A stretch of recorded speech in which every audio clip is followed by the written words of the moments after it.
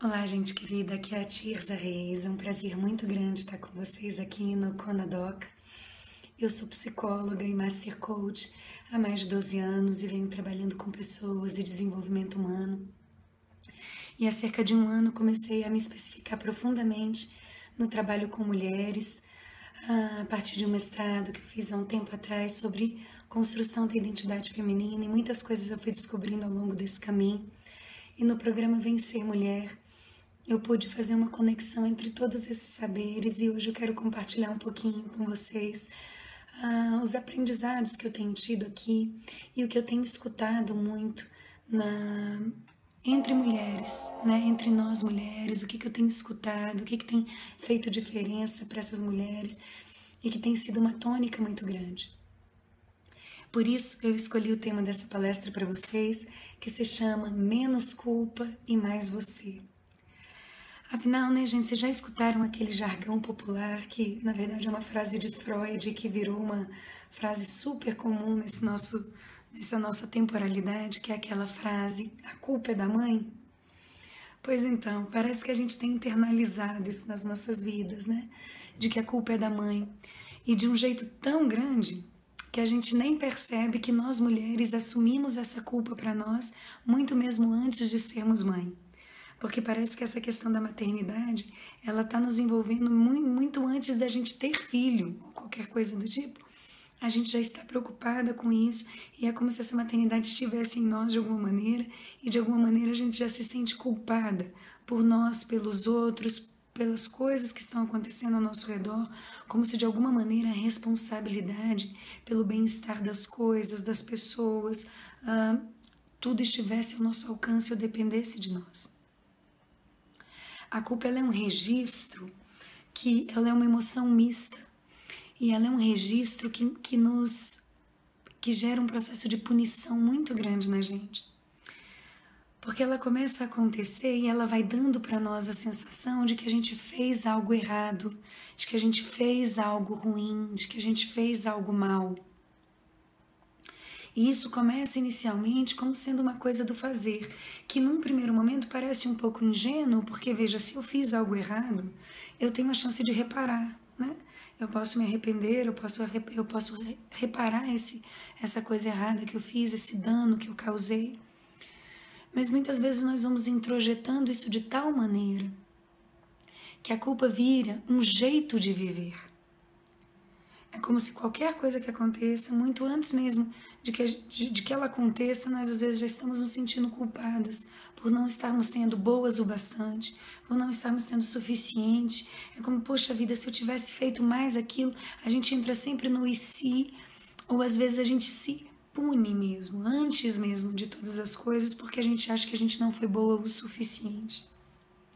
Isso, repetidamente, gente, vai gerando em nós, na verdade, um sentimento de vergonha ou às vezes de isolamento na nossa dor. Não é à toa que é tão comum hoje no universo feminino os processos de depressão, de ansiedade.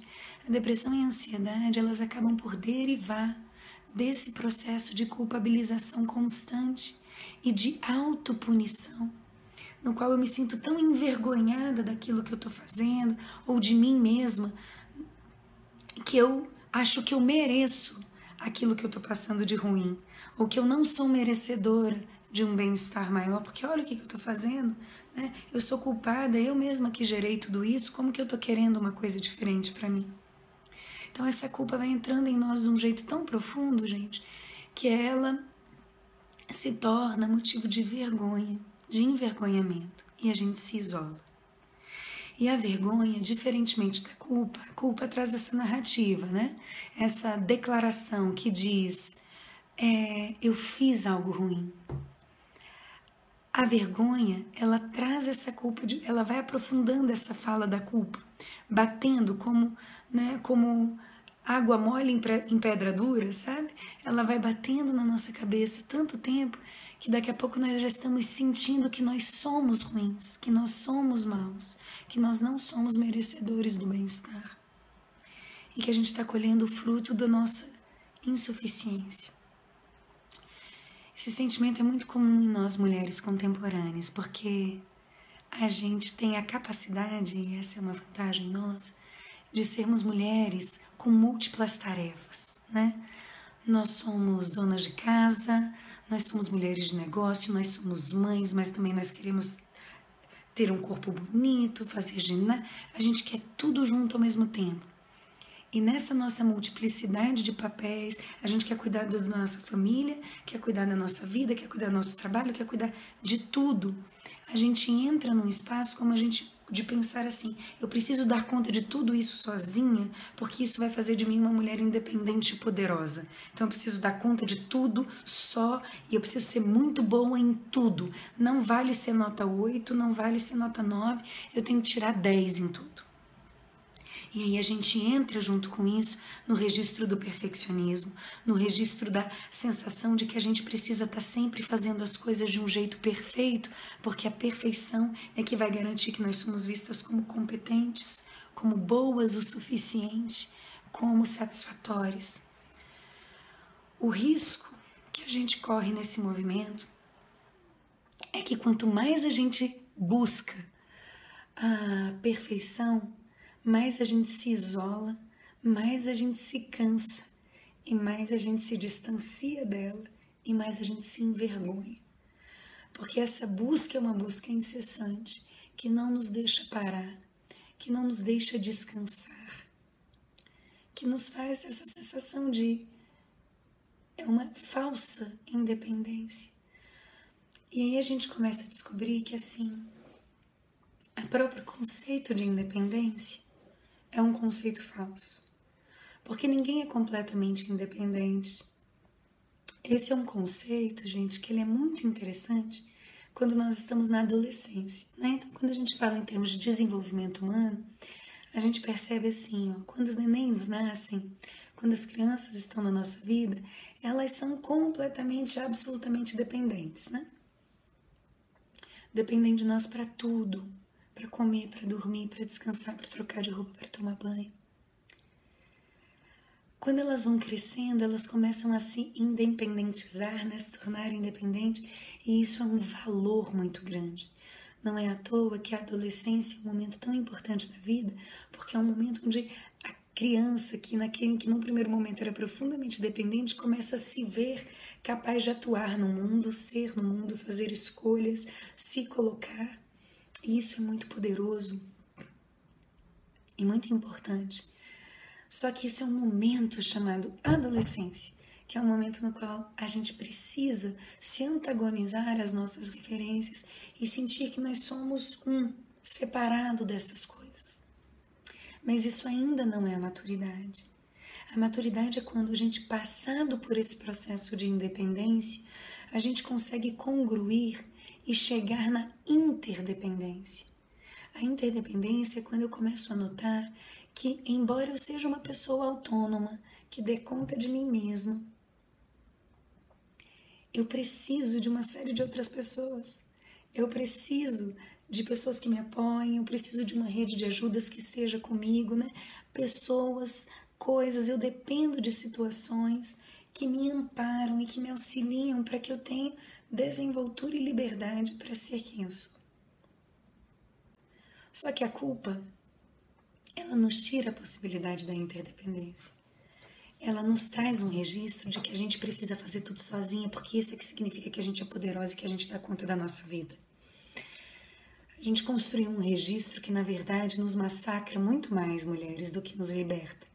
Que é o registro de que, para a gente dar conta de ser vista como uma mulher valiosa, a gente precisa... A noção de poder está muito alicerçada, né?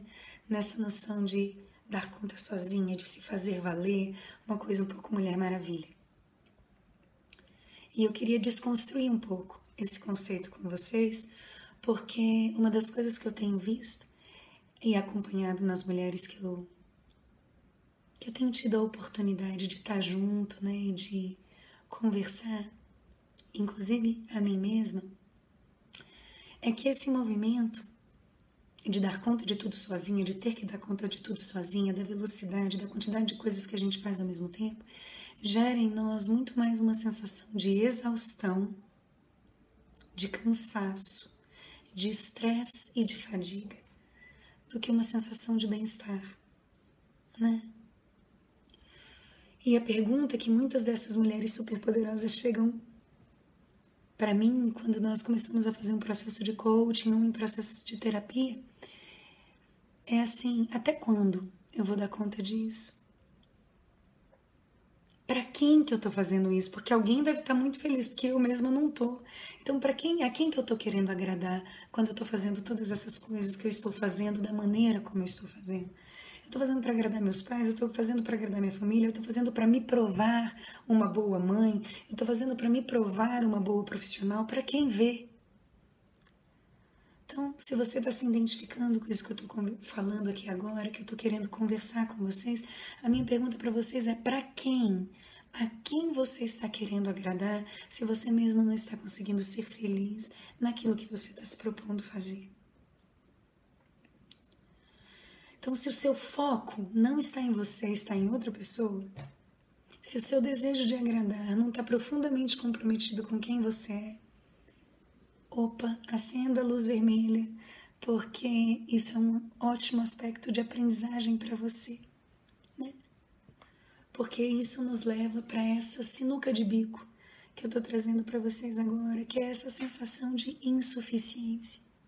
Quando nós entramos no registro da culpa e essa culpa se torna vergonha, ela começa a mostrar pra gente o tempo todo que a gente não tá se sentindo o suficiente, como se ser o que nós somos não basta. Por isso que eu preciso ficar na ansiedade, por isso que eu preciso ficar correndo atrás do vento o tempo todo, por isso é que eu não posso parar, porque o que eu sinto é que o que eu sou não basta, o que eu sou não é suficiente. E essa sensação, gente, é uma das sensações que nos geram mais aprisionamento, mais dor e mais sofrimento.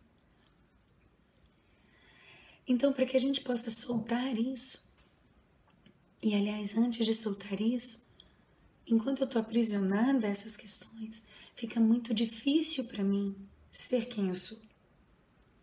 Para você ser mais você, uma das primeiras coisas que você precisa se livrar é da culpa. Mas como que eu vou me livrar da culpa, Tia? Esse é um registro tão pleno e tão antigo, né, gente? É verdade. Mas existe um caminho que a gente pode começar a treinar. Porque, gente, do mesmo jeito que a culpa é uma emoção que a gente aprende a sentir, a gente também pode fazer um trabalho e checar o nosso pensamento, checar a nossa maneira de construir as conversas que a gente tem dentro da nossa cabeça, os nossos diálogos internos. A gente pode checar essas conversas e começar a higienizar essas conversas. Sair desse registro tóxico, desse alimento que só nos gera uma sensação de amargo na boca, de desconforto, para começar a construir um registro mais nutritivo para a gente. Como se a gente estivesse fazendo a ingestão, fazendo a escolha de ingerir uma comida boa, sabe? Quando você, de repente, está comendo uma comida que está estragada e você, gente, tem alguma coisa ruim nessa comida, não é isso que eu quero comer, não. E, de repente, você fala, eu tô precisando comer aquela comidinha quentinha, gostosa, feita na minha avó. Que aí essa comida entra e parece que ela nutre, não apenas do ponto de vista biológico mesmo, mas do ponto de vista simbólico, a gente se sente amado, acolhido. Então, é esse tipo de registro que a gente está precisando mudar na nossa cabeça. E é possível, olha que maravilha, é possível a gente se livrar da culpa. E a gente precisa fazer essa escolha diariamente para higienizar o nosso pensamento e começar a ter conversas conosco mais nutritivas. Para isso, gente, existe um caminho, um passo a passo. A primeira coisa que a gente precisa fazer para isso é reconhecer a culpa. Reconhecer que eu tô com vergonha, reconhecer que eu tô pensando essas coisas a meu próprio respeito, mapear esses pensamentos dentro da minha cabeça, reconhecer, nossa, olha aqui a culpa aparecendo, olha aqui o que eu tô fazendo comigo. Esse é um primeiro movimento, eu preciso reconhecer. Um segundo movimento é compartilhar. É chamar pessoas com quem que eu posso falar sobre isso.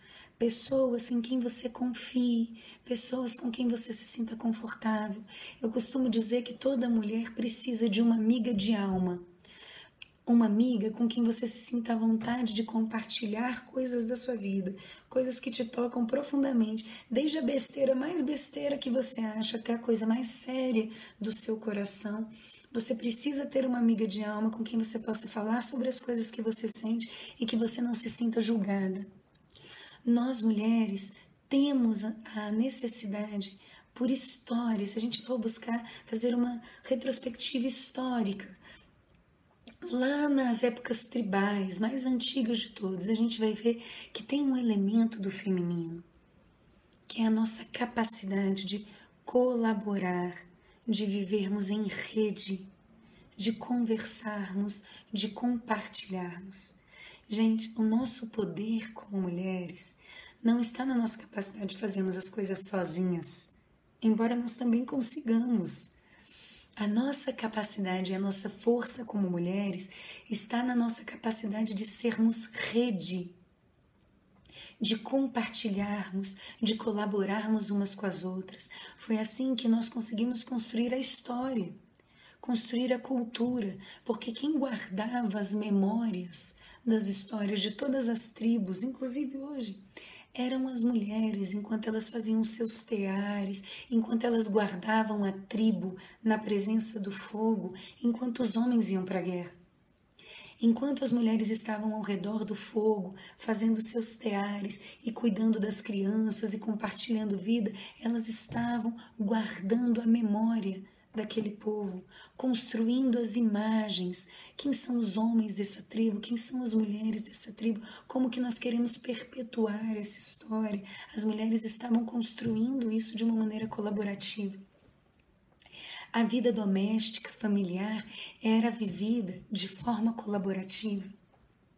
O que aconteceu conosco no mundo contemporâneo, nós mulheres independentes da sociedade atual, é que a gente se despiu um pouco desses registros da colaboração, da cooperação, de termos em outras mulheres uma rede de ajuda, para começarmos a entrar nessa questão muitas vezes da competição, de nos colocarmos no mercado de trabalho de uma maneira incisiva, de assumirmos que a gente precisa dar conta de todas essas coisas, e a gente perdeu esse registro da colaboração.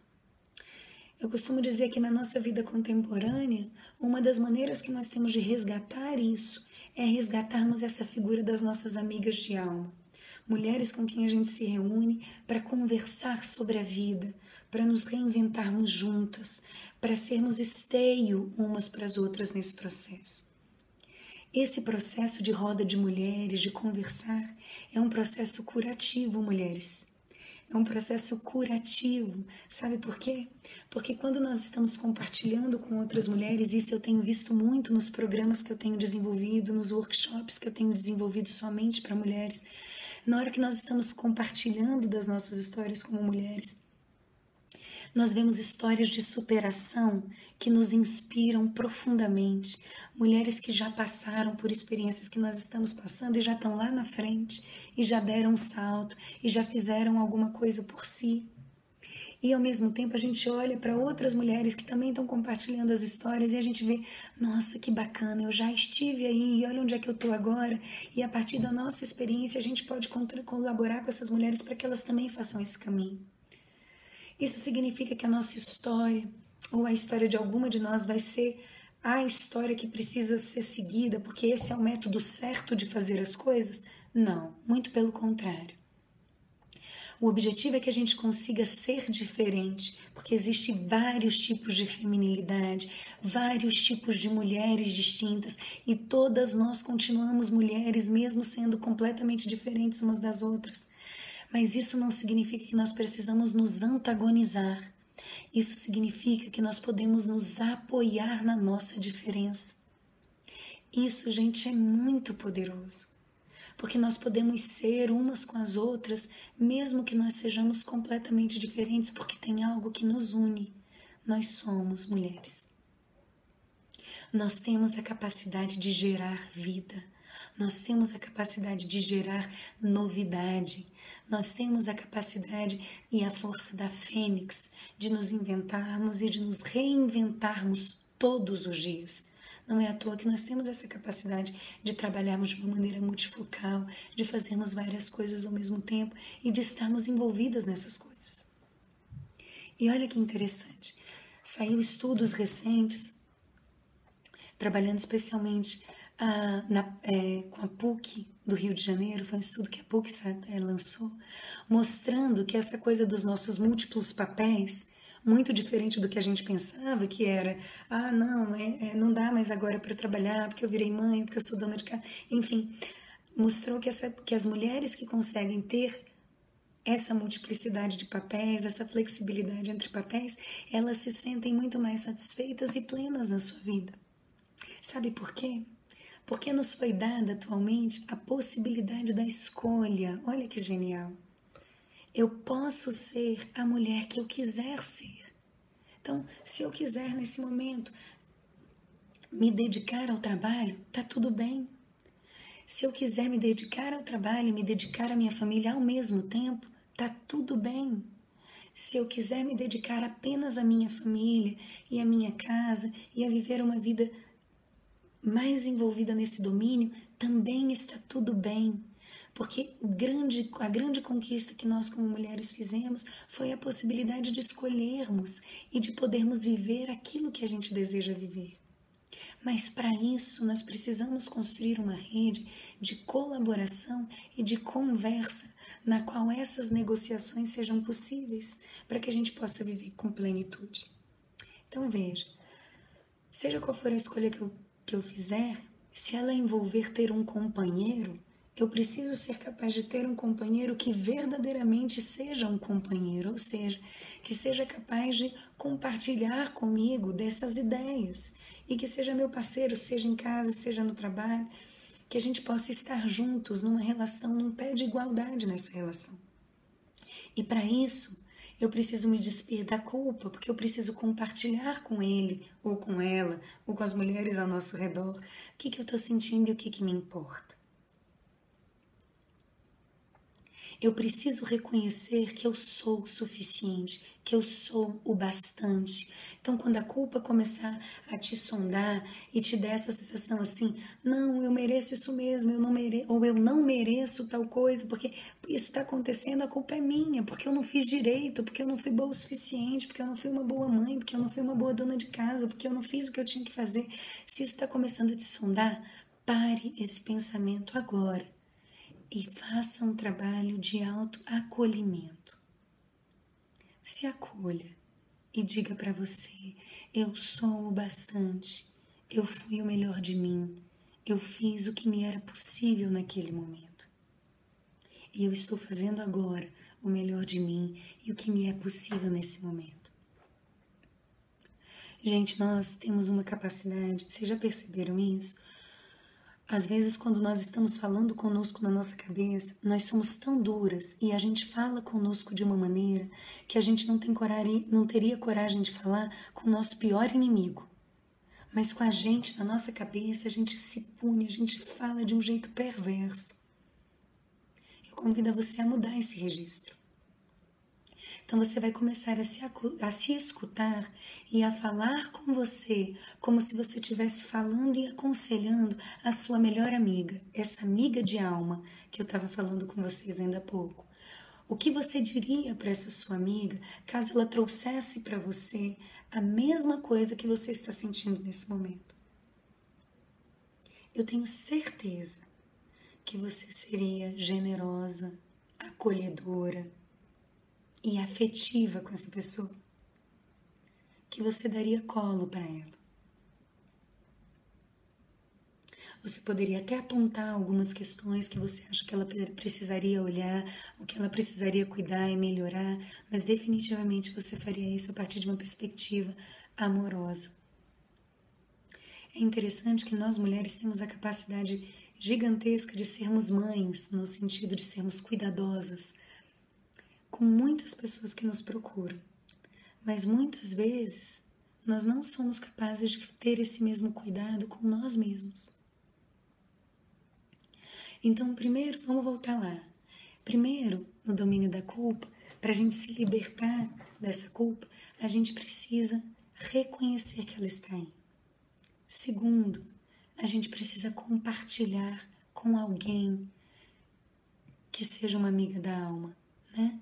Uma pessoa que não vai nos julgar, mas que vai ser capaz de nos escutar e estar conosco nesse momento.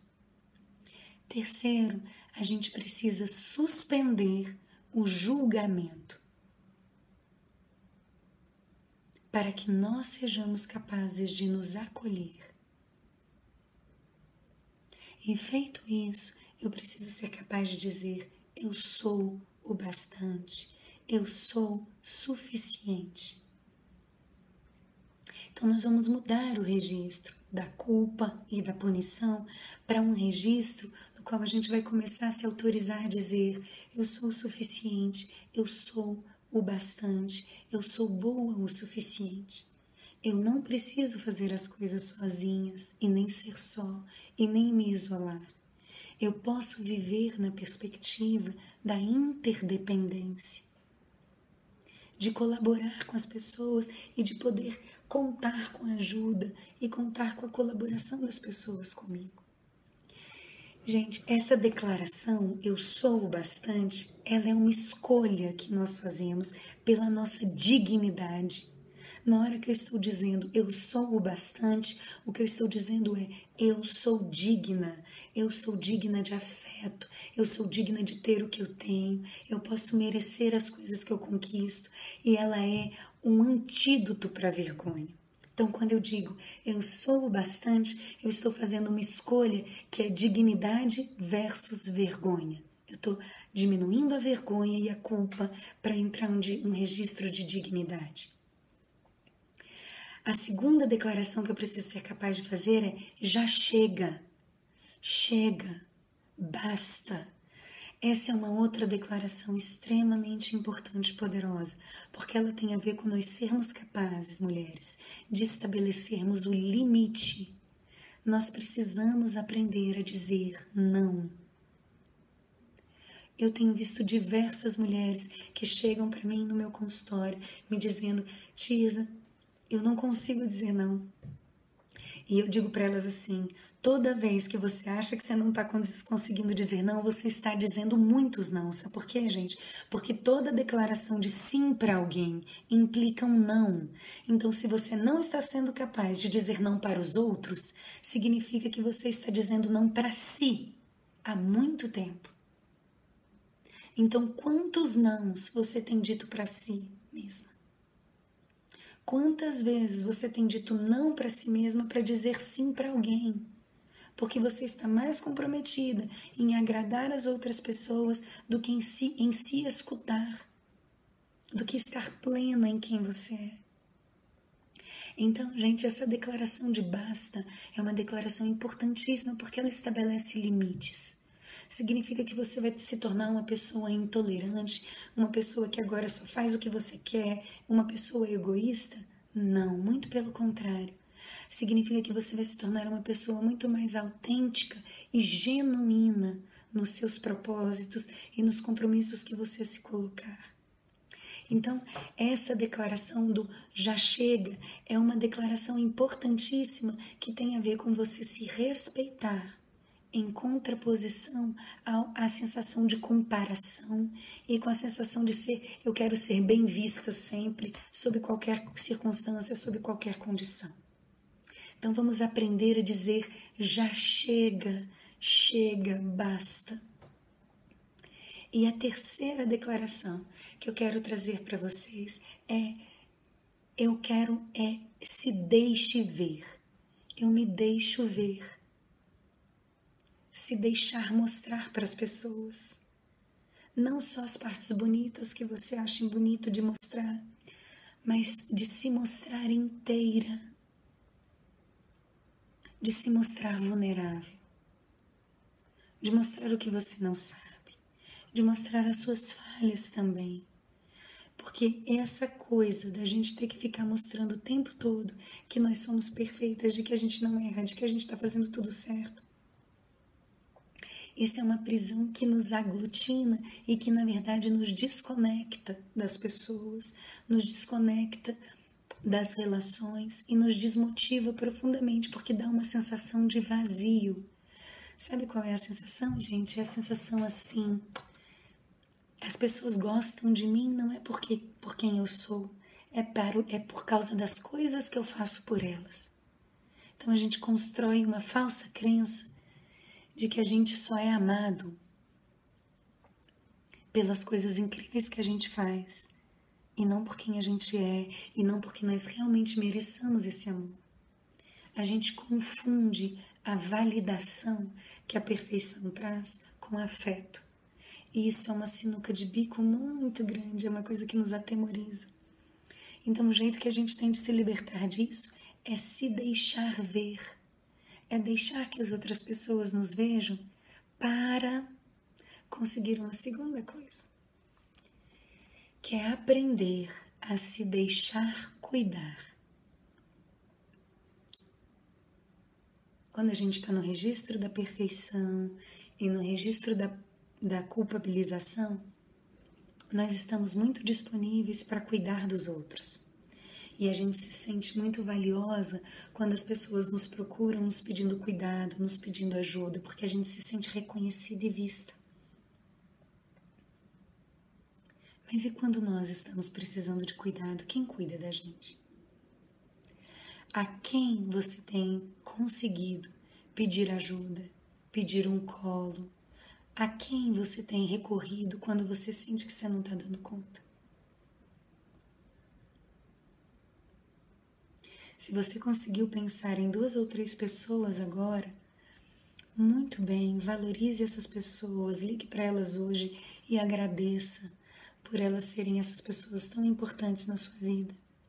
Se você não conseguiu encontrar, preste atenção, fica aqui o meu alerta para você, porque é muito importante que você consiga olhar para essas pessoas e comece a buscar essas pessoas para que você se sinta livre da vergonha e da culpa, para que você tire um peso de você e encontre paz. Além disso, gente, a gente precisa de encontrar paz, se livrar da culpa, tem a ver com a nossa capacidade de termos atos amorosos e generosos conosco. Este que eu acabei de falar para vocês, que é um aprendizado do deixar-se cuidar, é um dos primeiros atos amorosos que a gente pode fazer por nós. Mas tem outros 3 que eu quero compartilhar com vocês. O primeiro é generosidade, é você ser generosa consigo mesma. Como eu falei para vocês há um tempinho atrás, é nós sermos capazes de termos conosco o mesmo cuidado e afeto que a gente teria com uma pessoa querida que viesse nos procurar pedindo colo. Isso é ser generosa com você.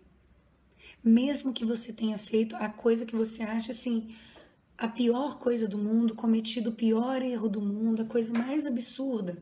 Como que você pode cuidar de você e se acolher até para que você não repita isso? Mas como que você pode parar nesse momento o ato de punição e ser capaz de se acolher no que foi possível viver? E se perdoar pelo que você fez. Essa é a primeira coisa. A segunda coisa, gente, é a humildade. É a gente ser humilde. De reconhecer que a nossa sensação de inadequação, que a nossa sensação de culpa não é uma coisa que acontece só conosco, é uma coisa da condição humana. Quem é a pessoa que você conhece? Faça essa enquete aí entre as pessoas que você conhece, se você quiser, que nunca sentiu culpa na vida. Peço para ela levantar a mão. Que nunca sentiu ansiedade. Que nunca sentiu tristeza. Que nunca sentiu paixão. Então tenha certeza que a dor que você está sentindo não é só sua, e que essa sua sensação de inadequação, embora esteja te levando para essa sensação de isolamento e de que só você está passando por isso, não é verdade. Daí a importância do compartilhar. Porque na hora que a gente compartilha, a gente abre espaço também para escutar a experiência de outras pessoas e descobrir que aquilo que a gente está sentindo tem eco, não é só nosso. Outras pessoas sentem assim também. E só de falar, só o ato de falar isso já é um ato que nos abastece, porque a gente já começa a compreender de um outro jeito. É como se ao falar, nós mesmos estivéssemos desenhando o quadro que vai nos servir para soltar essa dor, para soltar essa vergonha.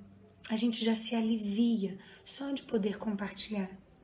Então, gente, esse é um ato amoroso muito importante, a gente ser capaz de desenvolver a humildade, de entender que aquilo que a gente sente não é só nosso, que essa sensação de inadequação, não importa quão horrível ela possa parecer, ela não é só sua.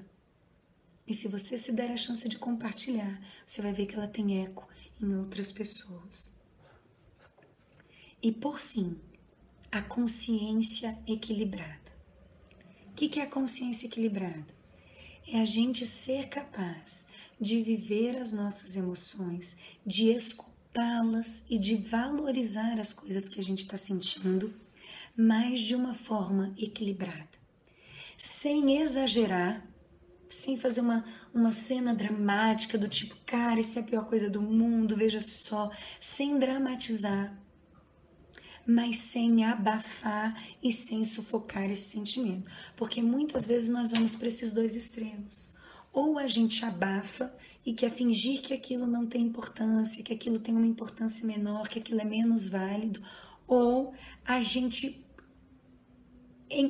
incha aquilo, a gente maximiza, a gente exagera, a gente dramatiza. E ambas essas coisas nos fazem desqualificar o nosso sentir. Porque depois que a gente sai do campo do exagero, meninas, a gente se culpa de novo. Do tipo, ai meu Deus, olha o papelão que eu fiz, olha como eu exagerei, é impressionante, eu sempre sou assim, por que eu exagero desse jeito?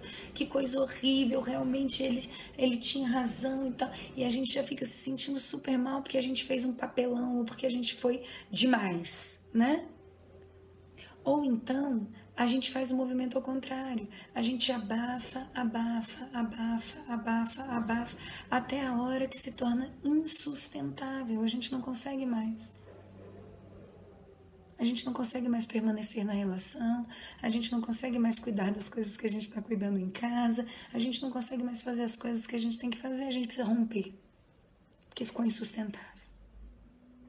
Ou então, a gente começa a fazer um movimento passivo-agressivo. Sabe como é que é o passivo-agressivo?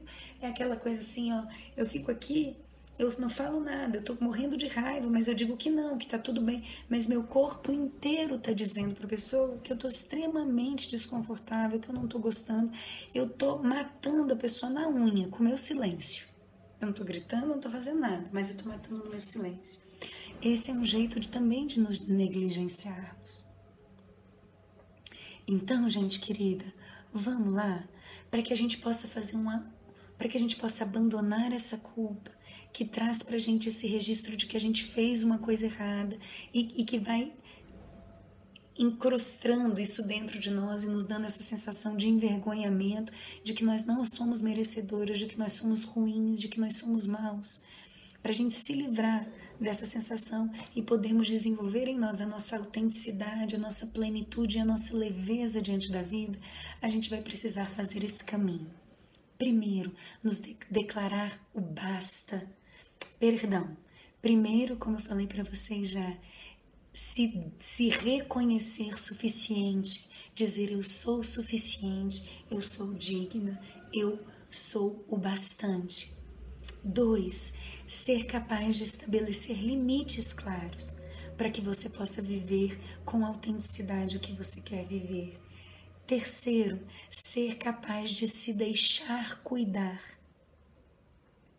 se deixar cuidar, de pedir cuidado, de pedir colo quando você precisar, de pedir ajuda quando você não estiver dando conta sozinha, porque tá tudo bem que você não dê conta sozinha, tá tudo bem que você possa contar com a ajuda de outras pessoas para completar o que você precisa completar, tá tudo bem que você não saiba alguma coisa, porque você pode perguntar, você pode pedir ajuda para saber e você pode buscar quem saiba. E para isso, de novo, outras 3 coisas que são outros atos amorosos que a gente precisa ter por nós. 1, generosidade com você mesma. 2, humildade de reconhecer que aquilo que você está sentindo não é só seu e outras pessoas também sentem o mesmo. E 3, consciência equilibrada, de saber que a gente não precisa dramatizar as nossas emoções e nem negligenciá-las, mas que a gente pode vivê-las com inteireza, sendo capaz de compartilhar sobre elas e com elas num ambiente seguro. Meu convite para você: busque um grupo de mulheres. Tenha uma roda de mulheres, de amigas de alma, com quem você possa conversar sobre essas coisas, para que você possa começar a construir esse antídoto da culpa e possa viver mais você. Um grande beijo, espero que essa nossa conversa tenha ecoado no seu coração de alguma forma. Esse é um assunto que tem falado profundamente ao meu coração. Eu mesma tenho vivido a experiência de compartilhar com um grupo de mulheres e ao longo desse ano tem sido uma experiência enriquecedora. Aprender com elas, poder compartilhar com elas e ser uma delas, né? E sermos umas de nós. Então, mulheres, vamos nos unir para que nós possamos, na nossa diversidade, seja você quem for, ser exatamente quem você é e contribuir com o mundo, conosco, com essa oferta maravilhosa que é você, exatamente você, na sua unicidade e na sua presença. Então, um grande beijo, foi um prazer muito grande compartilhar com vocês esses aprendizados que eu tenho tido ao longo da vida, que eles toquem aí o coração de vocês e que a gente possa compartilhar em outros espaços. Então, se vocês gostaram disso, entrem lá na minha fanpage, chama Vem Ser Mulher no Facebook, no meu site, e a gente pode seguir compartilhando em outros fóruns sobre essa importância de ser mulher e de poder compartilhar a vida com outras mulheres. Um grande beijo.